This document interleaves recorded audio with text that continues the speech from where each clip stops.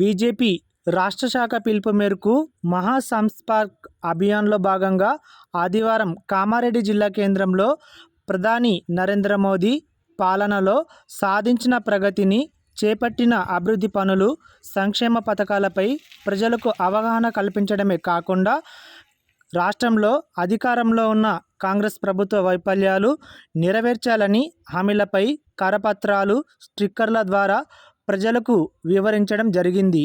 ఈ సందర్భంగా బీజేపీ పట్టణ అధ్యక్షుడు మోటూరి శ్రీకాంత్ మాట్లాడుతూ, రాష్ట్రంలో జరిగే ప్రతి అభివృద్ధి పనికి కేంద్రం అన్ని రకాల సహాయ సహకార్యాలు అందిస్తుందని, ఇందిరమ్మ ఇళ్ల లబ్ధిదారుల ఖాతాల్లో కేంద్ర ప్రభుత్వం ప్రధానమంత్రి ఆవాస యోజన పథకం ద్వారా డబ్బులు జమ చేస్తుందని, ఉపాధి హామీ పథకం కేంద్రం నిధులతో నడుస్తుందని అన్నారు.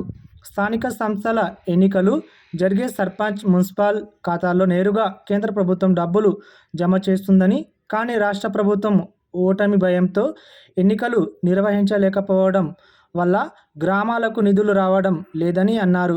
కామారెడ్డి శాసనసభ్యులు కాటిపల్లి వెంకటరమణారెడ్డి గెలిచిన తర్వాత ఎలాంటి రాజకీయ కక్షలు లేకుండా నియోజకవర్గం ప్రశాంతంగా ఉందని, వెంకటరమణారెడ్డిని నిత్యం ప్రజలు అందుబాటులో ఉంటూ ఇంటింటికి సేవలు అందిస్తున్నారని గుర్తు చేశారు.